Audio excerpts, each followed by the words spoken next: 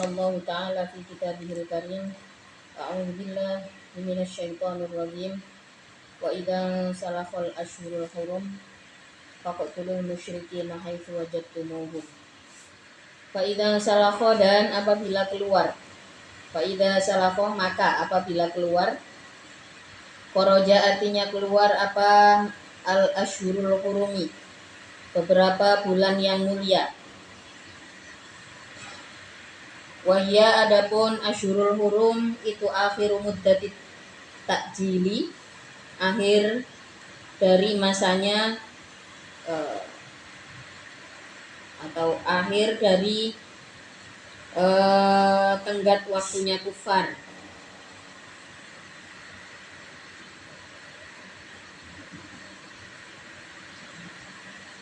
Faqtulu, maka memerangilah kalian al-musyrikin pada orang-orang yang musyrik.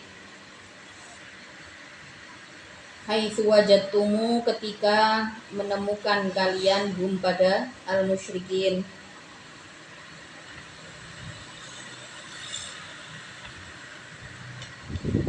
Fi hillin, di dalam tanah halal, au haramin, atau di tanah haram.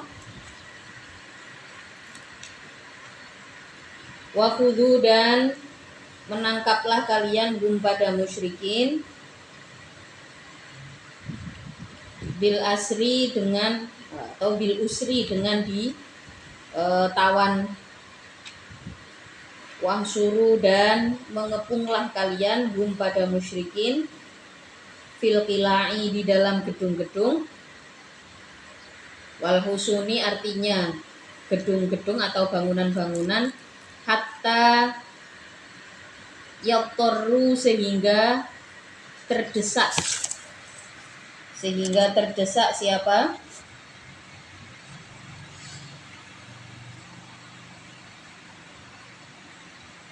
Musyrikin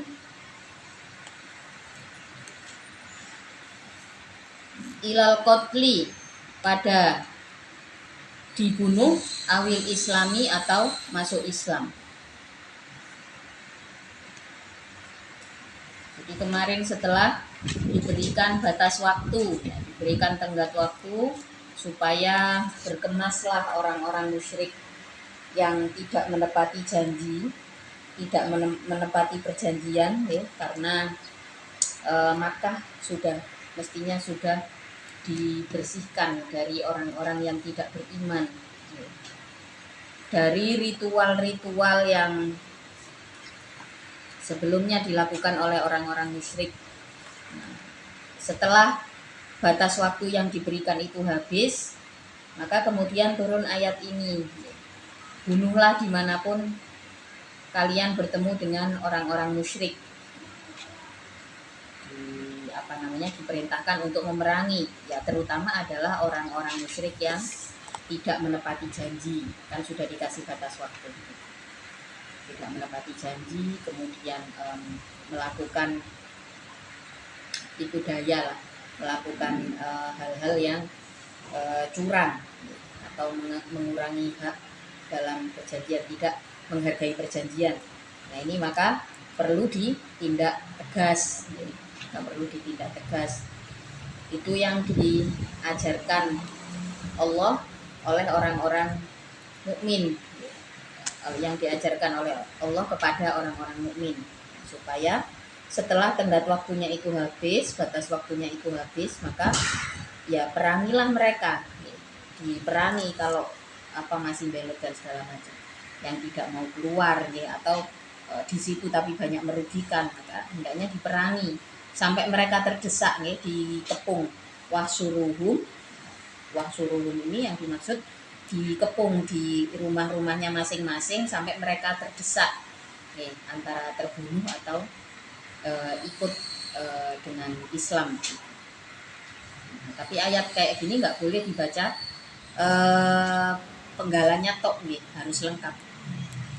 Wa qamudu, dan mengawasilah engkau lahum terhadap musyrikin kulla marsodin, pada tiap-tiap jalan, diintai tiap jalan.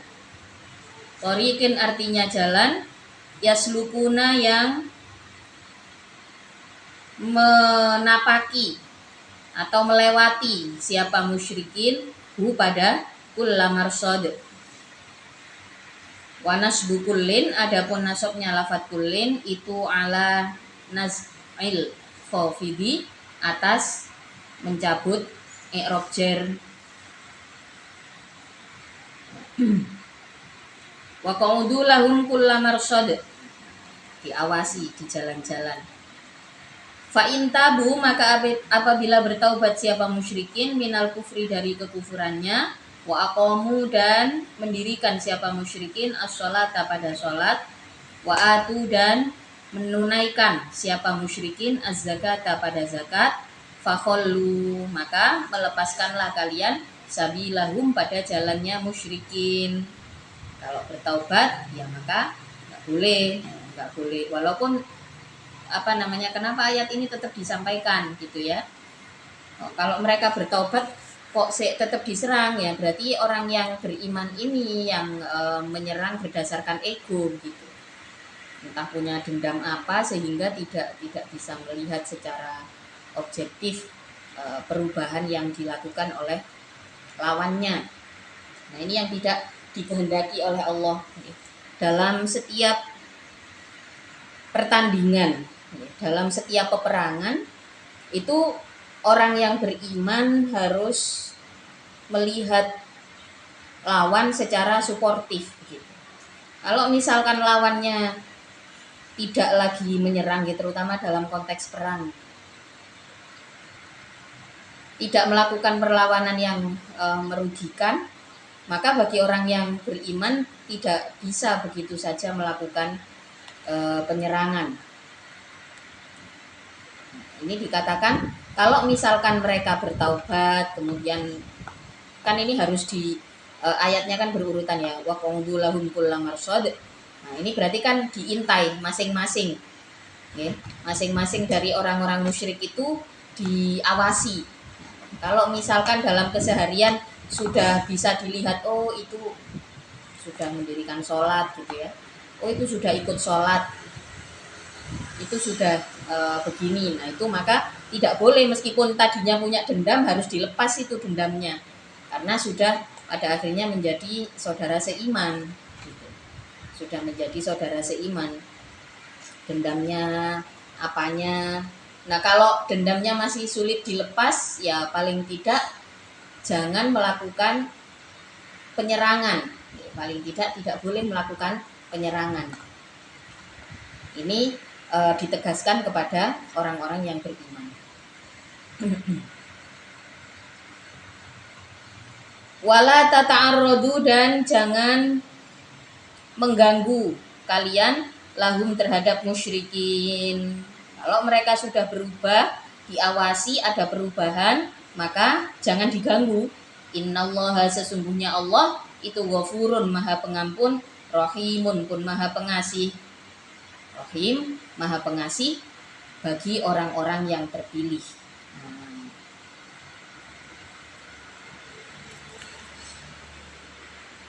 Kemudian di akhir ayatnya disebutkan sungguh Allah maha pengampun dan maha pengasih bagi orang-orang terpilih. Biasanya niki di dalam tafsirnya juga disebutkan Rahimun, pun maha pengasih, liman, bagi orang taba yang bertaubat, siapa man. Jadi orang-orang yang bertaubat, orang-orang yang berjuang, orang-orang yang selalu waspada agar dirinya tidak terjebak mengulang dosa yang sama, atau orang-orang yang berjuang dalam kebaikan, berjuang dalam ketaatan. Inilah orang-orang yang mendapatkan rahim dari Allah. Rahim itu adalah kasih sayang yang memang dipilih ya sama Allah. Rahim, sifat rahimnya Allah itu tidak diberikan kepada seluruh makhluk. Kalau yang diberikan kepada seluruh makhluk, yang diberikan kepada seluruh makhluk itu Ar-Rahman. Ar-Rahman itu diberikan kepada seluruh makhluk. Beriman nggak beriman dikasih sama Allah. Berikutnya wa in ahadun, dan apabila wa in ahadun minal musyrikina wa in ahadun, dan apabila ada seseorang, minal musyrikina dari orang-orang musyrik, marfu'un, adapun ahadun itu dibaca rofa bi fi'lin dengan fi'il, yufassiru yang ditafsiri apa fi'il hu pada marfu'. Wa in ahadum minal musyrikin istajaro mencari keamanan. Siapa ahad? Mencari keamanan siapa ahad kepadamu. Istakmana artinya mencari keamanan siapa ahad kepadamu. Minal qatli dari perang. Fa'ajir, maka menyelamatkanlah engkau hu pada ahad. Amin artinya mengamankanlah engkau hu pada ahad. Nah, kalau misalkan ada pada situasi tersebut ya, kalau misalkan ada orang musyrik yang datang satu orang dengan menyatakan kelemahannya, dia takut dia nggak ikut apa-apa begitu, terus minta diamankan, maka kata Allah fa'ajirhu, maka berikan keamanan hatta yasma'a, sehingga mendengar siapa ahad kalamallahi pada kalam Allah, Al-Qur'an, yaitu Al-Qur'an. Nah, kalau ada yang minta diamankan, ya harus diamankan, ya. Diberikan tempat tinggal, diperdengarkan kalamullah. Maka sebenarnya di dalam mengenalkan kalamullah ya, mengenalkan isi Al-Qur'an, itu memang yang tepat situasinya harus aman, nggak boleh kalau nggak aman. Dengan keamanan yang diberikan, maka seseorang akan mendengarkan Al-Qur'an itu dengan baik. Seseorang akan melihat Al-Qur'an itu sebagai ayat Allah yang baik. Inilah pentingnya menciptakan rasa aman di dalam suasana belajar. Menciptakan rasa aman. Nah, terus guru sing galak itu nggak apa-apa, nggak boleh, itu jahat. Jadi sesekali ya, karakter guru macam-macam. Ada yang galak, ada yang nggak bisa galak gitu ya. Nah terus yang nggak baik itu kalau gurunya jahat. Guru jahat itu gimana? Misalkan ada muridnya yang pintar, pertanyaannya kritis, itu dia nggak suka. Nah ini ada indikasi wah kurang baik ini. Terus cenderung memberikan atau menyampaikan ilmu yang dia sendiri juga tidak terlalu paham. Yang paling jahat seorang guru Al-Qur'an atau guru agama itu adalah ketika dia sebagai pengajar itu tidak pernah mempersiapkan materinya. Jadi masuk asal-asalan, ini jelas jahat. Tidak ada persiapan, tidak menyiapkan mental yang baik sebagai pengajar gitu ya. Jahat lagi kalau sudah sering merendahkan muridnya, apalagi sampai main tangan. Kalau saya dari dulu nggak suka. Saya itu ngajar Al-Qur'an ya, alhamdulillah diizinkan sama Allah gitu ya. Saya mulai ngajar Al-Qur'an itu dari umur 7 tahun. Jadi dibilang ajaib ya ajaib, karena mungkin Umi itu melahirkan anak-anaknya di usia yang cukup matang ya. Jadi anak pertama Umi ini usianya sudah 30. Jadi setelah menikah kan menunggu lama gitu. Niku makanya orang tuh nggak perlu khawatir, sampai umur berapapun belum menikah nggak usah khawatir. Semakin matang usia sampai nanti punya anak, nah, maka kesempatan untuk mendapatkan keturunan yang baik itu lebih besar. Beneran nih, saya setuju karena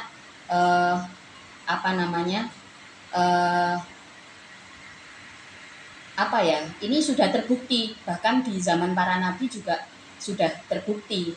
Sayyidah Khadijah contohnya. Jadi nggak usah khawatir sama nek di oyak-oyak menikah begitu sama keluargane, nggak usah terlalu khawatir.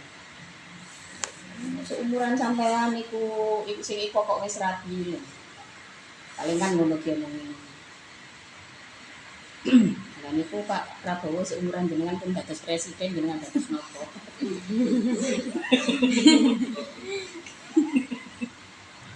Lek dibanding-bandingno ambek Pak Prabowo ambek Bu Mega ngono.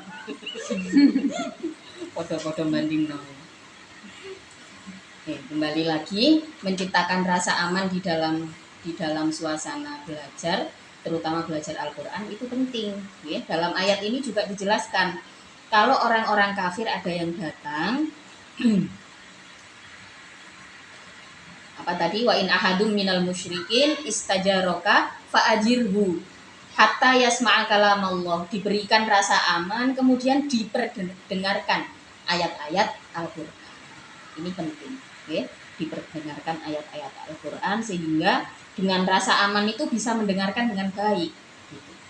Ya, bisa mendengarkan dengan baik.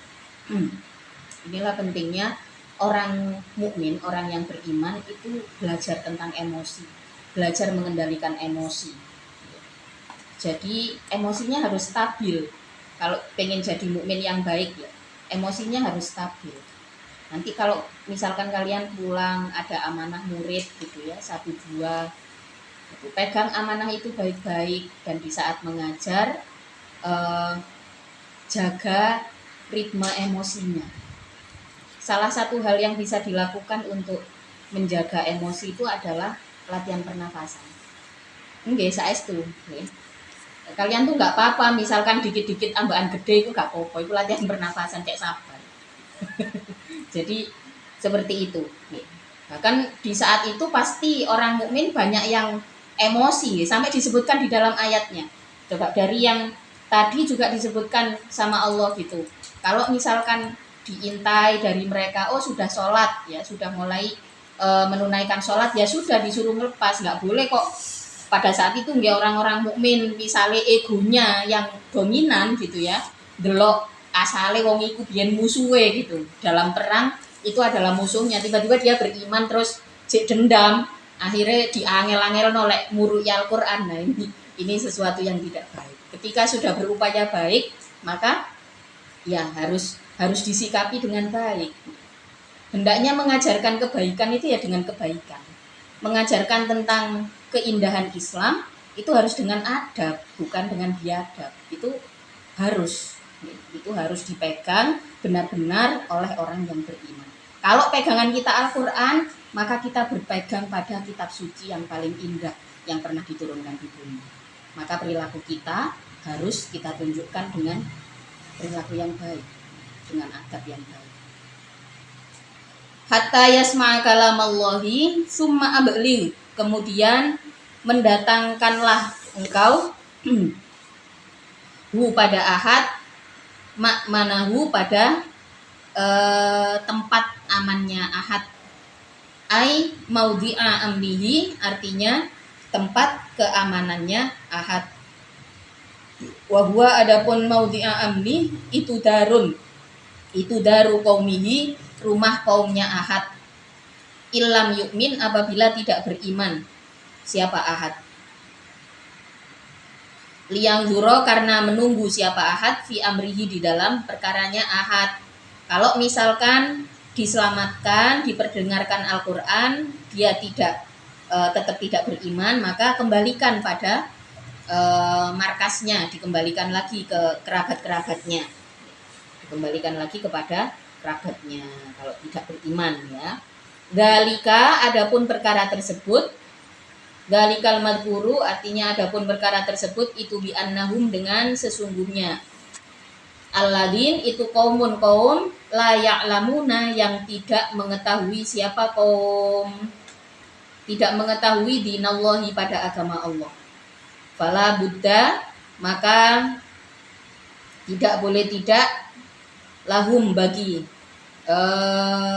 siapa tadi, bagi alladzin min sima'il qur'ani, dari mendengarkan Al-Qur'an, liya'lamu, supaya mengetahui siapa alladzin.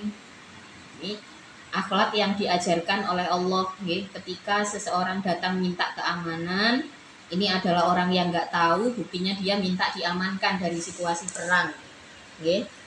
Ini rakyat biasa yang nggak tahu apa-apa begitu, maka diperintahkan oleh Allah untuk mengajarkan Al-Quran. Ini orang nggak tahu, di annahum qaumun la ya'lamun, maka hendaknya diajarkan Al-Quran, diperdengarkan isinya Al-Quran. Jelas yang datang minta perlindungan ini adalah orang yang lemah, adalah orang yang lemah.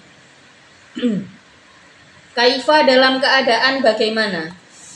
Aila yakunu artinya tidak ada itu lil musyrikin bagi orang-orang musyrik apa ahdun janji indallahi di sisi Allah, wa inda rasulihi dan di sisi utusan Allah, wahum adapun musyrikin itu kafiruna orang-orang kafir bihima dengan Allah wa rasulih, bihima dengan Allah wa rasulih, wadiruna artinya yang mencederai siapa? Musyrikin.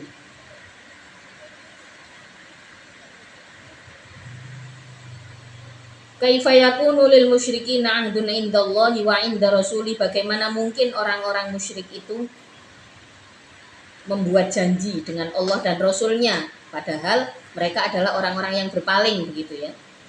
Illal ladina kecuali orang-orang ahadtum yang membuat janji kalian indal masjidil harami di masjidil haram, di sisi masjidil haram, yaumal hudaybiyati di hari perang Hudaybiyah.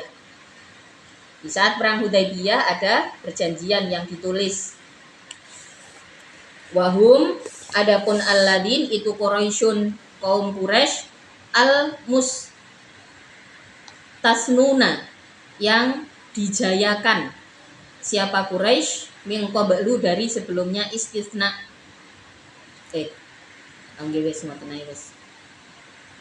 Orang-orang Quraisy ini adalah orang-orang yang sudah membuat perjanjian. Al-mustasnuna yang dikecualikan ya. Salah. Tadi di maknanya salah. Al-mustasnuna yang dikecualikan. Siapa? Quraisy min qablu dari sebelum istisna. Illal ladina ahadtum indal masjidil haram famastaqamu, maka apabila menetapi siapa al musyrikin lakum bagi kalian, aqamu artinya menetapi siapa musyrikin alal ahdi atas janjinya, walam yang kusu dan tidak merusak siapa musyrikin hu pada ahdi, fastaqimu maka menetapilah kalian lahum bagi musyrikin alal wafai atas menepati, alal wafai atas menepati bihi dengan al ahdu. Famastaqamu lakum fastaqimu lahum. Nah, orang-orang yang melakukan perjanjian di Masjidil Haram, ada perjanjian Hudaybiyah di situ. Ketika mereka menepati janji mereka, untuk tidak membuat keributan, yang kemarin itu ya, tidak membuat kerugian, tidak membuat kezaliman, tidak menarik orang-orang yang beriman untuk kembali ke jalan kufur. Jadi, ini maka kalau itu ditepati, maka kalian juga harus menepati janji. Artinya orang-orang yang beriman ini ditekankan oleh Allah supaya juga menepati janji terhadap orang-orang yang menepati janji. Kemudian di akhir ayatnya disebutkan wama adapun mastaqamu manya mastaqamu lakum itu syartiyatun ma syartiyah. Innallaha sesungguhnya Allah itu yuhibbu senang siapa Allah al-muttaqina pada orang-orang yang bertakwa. Orang-orang yang menegakkan yang mengikuti anjuran Allah untuk menepati janji. Innallaha yuhibbul muttaqin. Jadi bagi mereka yang menepati janji, bagi mereka yang bisa pegang janjinya, Maka sebagai orang yang beriman, kalian juga harus mengikuti perjanjian tersebut. Sebagai orang yang beriman juga harus mengikuti perjanjian itu. Jangan kok nanti justru cacat perjanjiannya ada di orang-orang yang beriman. Nah, ini keliru. Diajarkan oleh Allah di dalam Al-Qur'an, setiap kali ada perjanjian yang di situ yang melibatkan surat-surat penting begitu ya. Perjanjian mengenai keamanan dan ketentraman. Maka kalau kita beriman, sebagai orang yang beriman, kita nggak boleh melakukan kecurangan. Kalau bisa jangan melakukan kecurangan. Maka sebenarnya kayak nyogok kayak gitu-gitu nggak boleh orang yang beriman itu asline, okay? Terus kemudian ya kecurangan data seperti itu juga dilarang sebenarnya di dalam Islam, karena dimanapun orang yang beriman itu tinggal, maka hendaknya mengikutilah aturan-aturan di tempat tersebut, okay? Hendaknya mengikuti aturan-aturan di tempat tersebut. Misalkan kita tinggal di suatu rumah gitu ya, di suatu bangunan. Nah, di situ pajaknya seperti apa, surat-suratnya seperti apa. Nah, itu harus ditepati gitu. Terus sebagai penduduk yang taat surat menyurat gitu ya, kita hendaknya menepati hal-hal tersebut. Jadi sebenarnya kalau pada ayat ini cukup memberikan satu ketegasan bahwa orang yang beriman itu ya harus menetapi perjanjian yang sakral. Perjanjian sakral itu ada banyak, kalau terkait dalam kasus Fathu Makkah pada saat itu, diantaranya adalah yang paling utama adalah soal keamanan, soal keamanan tinggal. Jadi orang-orang kafir tidak boleh itu melakukan gangguan-gangguan terhadap orang yang beriman, terhadap orang-orang mukmin seperti yang dilakukan sebelum hijrah. Jadi kan sebelum hijrah itu dilakukan tuh banyak kezaliman, embargo ekonomi, sistem itu sudah nggak boleh lagi. Perdagangan sudah diatur semuanya. Bahkan Rasulullah sudah membuat pasar-pasar untuk perdagangan, pusat perdagangan sayur-sayuran segar misalkan. Itu sudah dipindahkan ke mana gitu ya. Semua sudah diatur oleh pemerintahan Rasulullah pada saat itu. Dan pada ayat-ayat ini yang paling krusial itu adalah soal tempat peribadatan. Masjidil Haram atau yang di situ ada Ka'bah itu sudah tidak boleh lagi digunakan oleh orang-orang kafir. Tidak boleh lagi ada ritual tawaf dengan telanjang. Perjanjiannya termasuk itu. Maka kalau kalau itu benar-benar sudah dihentikan dan orang-orang kafir harus mau mengikuti perjanjian tersebut. Nah, kalau sudah mengikuti sebagai orang yang beriman, nggak boleh macam-macam juga. Kalau orang kafirnya sudah taat terhadap sistem, sudah taat terhadap perjanjian sakral tersebut, maka yang beriman juga harus membalas dengan ketaatan. Kata Allah kemudian di akhir ayat disebutkan innallaha yuhibbul muttaqin. Yang disebut dengan yuhibbul muttaqin di sini adalah orang-orang yang ada ketakwaan itu kan semacam kewaspadaan. Kewaspadaan diri. Jadi jadilah pribadi yang punya kewaspadaan yang baik gitu. Tidak gampang meremehkan perjanjian, tidak mudah meremehkan aturan-aturan. Ini namanya al-muttaqin. Wa qad istaqama, dan benar-benar telah menegakkan siapa Nabi Shallallahu Alaihi Wasallam ala ahdihim, atas janjinya musyrikin, hatta nakobu, sehingga merusak siapa musyrikin, bi'anati Bani Bakrin, dengan menolong Bani Bakar, ala khoza'atin, atas orang Khoza'ah. Nah, ini ada cerita di balik ini. Berikutnya jadi terjadi juga Rasulullah sudah menepati sudah menepati perjanjian, tapi ternyata orang-orang kafir yang melakukan kecurangan terhadap Rasulullah. Ya, ada bantuan yang mestinya tidak boleh dilakukan begitu. Kaifa yakunu, bagaimana ada itu lahum bagi musyrikin apa ahdun janji wa iya garu dalam keadaan apabila mendapatkan siapa musyrikin alaikum mengalahkan atas kalian. Yang ghaffaru artinya mendapatkan siapa musyrikin bikum dengan kalian. Layar kubu maka tidak akan menjaga siapa musyrikin. Yura'u artinya menjaga siapa musyrikin fikum di dalam kelompok kalian. Ilan itu bukan ilah ya, tapi ilan pada perjanjian, pada ikatan perjanjian. Korobatan artinya ikatan perjanjian, wala dimmatan dan tidak perjanjian sakral. Ahdan artinya perjanjian, bal yu'dhi bahkan akan menyakiti siapa musyrikin kum pada kalian, ma di dalam perkara istata'u yang mampu siapa musyrikin. Jadi di sini Allah memberikan satu afirmasi kepada orang-orang yang beriman. Aturan ini saya gulirkan. Aturan bahwa kalian orang-orang yang beriman, kalau orang-orang kafir ini menepati janji, maka kalian juga harus menjaga mereka. Gitu ya. Aturan ini dibuat karena kalau misalkan ayat ini kaifa wa iyadharu alaikum. Aturan itu hanya dibuat oleh Allah untuk orang-orang yang beriman.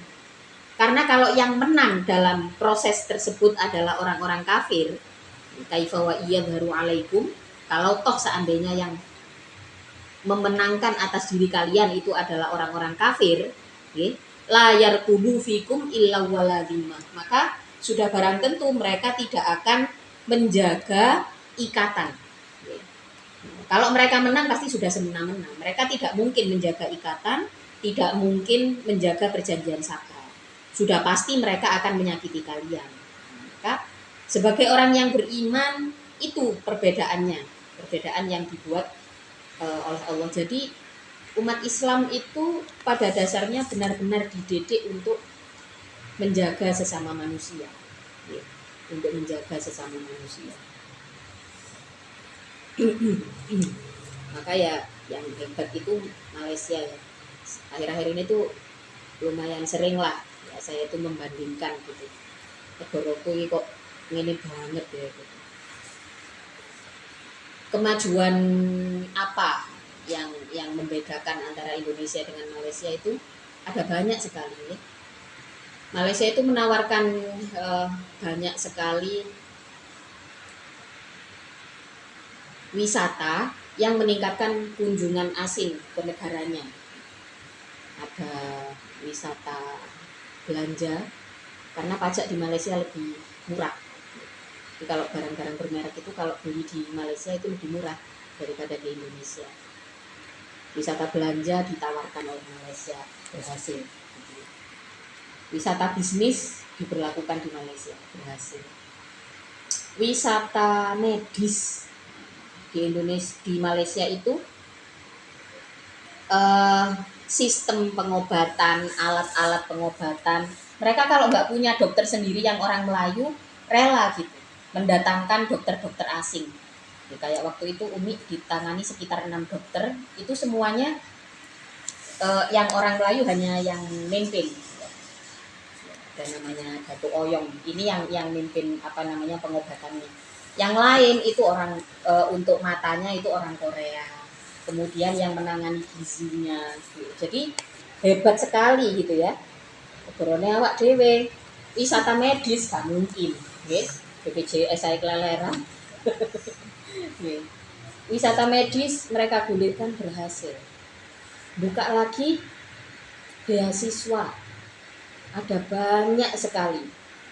Ini sebenarnya saya mau ambil ya. Waktu apa namanya? Ya kasih 6 ya. Gak sih. Ya, jadi karena ada banyak tugas lah dari orang tua ya, akhirnya gak sih gak cukup.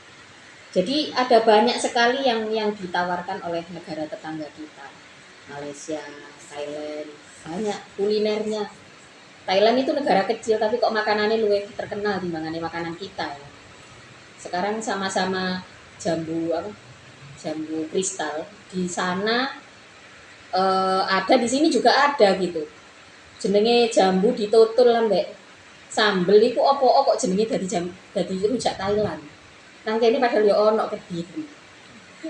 Jadi kembali lagi ya, saya bicara soal Malaysia dan negara Islam.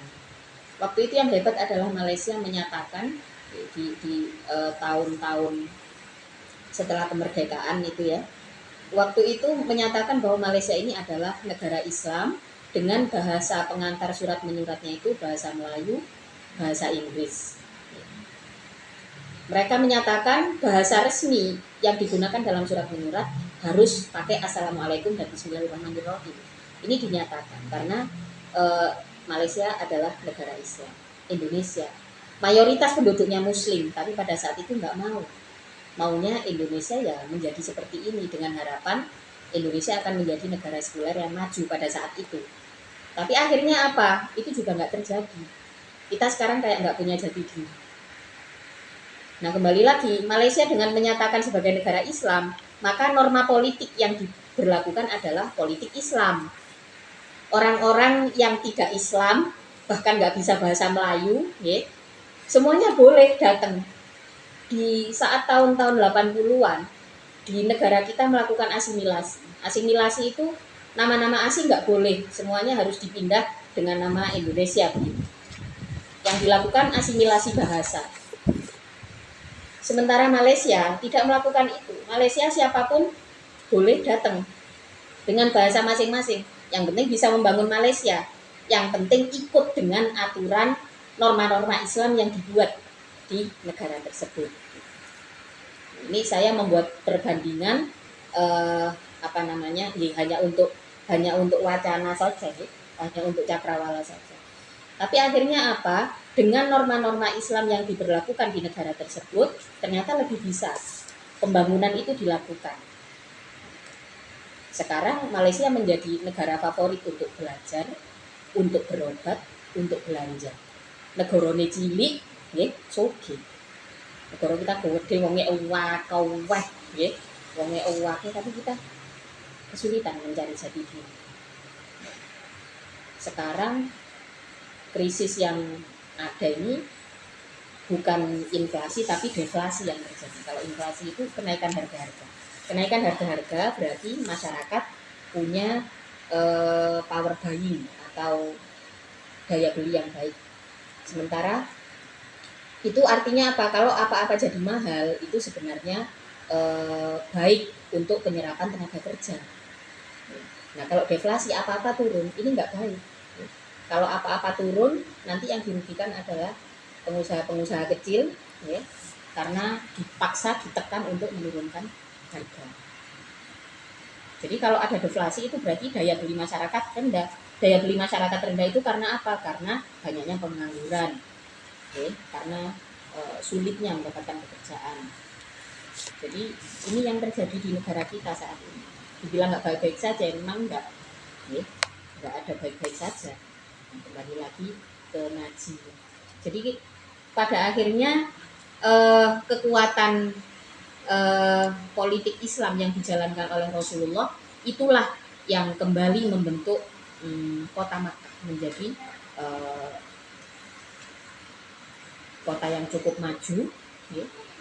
Perdagangan luar biasa hebat pada saat itu, dan akhirnya Rasulullah yang mendirikan Islamic Empire atau pemerintahan Islam itu hanya kurang dari 60 tahun Islam berjaya di dalam melakukan hal itu, tapi bisa meruntuhkan kerajaan Romawi yang sudah berusia ribuan tahun dalam hal kekuasaan, politik, kemajuan negara dan sebagainya. Salah satu yang dilakukan apa? Pembebasan. Nah, ini yang sering saya sampaikan soal liberasi.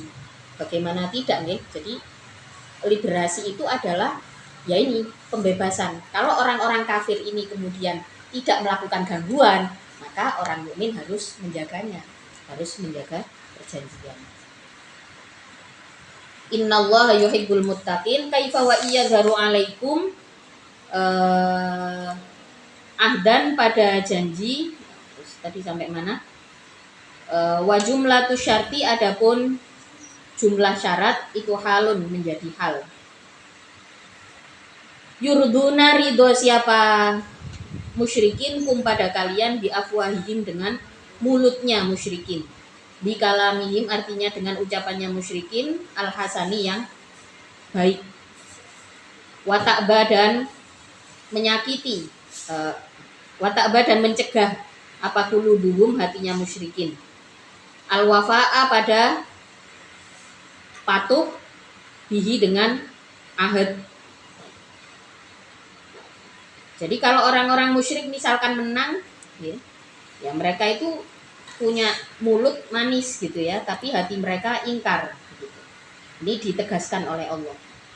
Wa aktsaru, dan kebanyakan dari musyrikin itu fasikuna, orang-orang fasik. Nakiduna artinya orang-orang yang merusak, lil ahdi terhadap janji. Lil ahdi terhadap janji. Jadi fasik itu adalah orang yang suka melanggar. Jadi fasik itu serupa tapi nggak sama munafik ya. Jadi kalau munafik itu lebih ke manipulatif ya. Tapi kalau fasik itu lebih ke orang yang punya kebiasaan melanggar. Beda kan? Ya perilakunya hampir sama. Tapi kalimatnya kan masing-masing dalam dalam retorika bahasanya memiliki arti yang berbeda. Biasanya sebutan bagi orang-orang yang suka ingkar janji, suka ngerti aturannya, tapi wis kebiasaan melanggar aja. Itu fasik namanya. Ishtaro bi ayatillahi wallahu taala a'lamu bissawab. Al-Fatihah.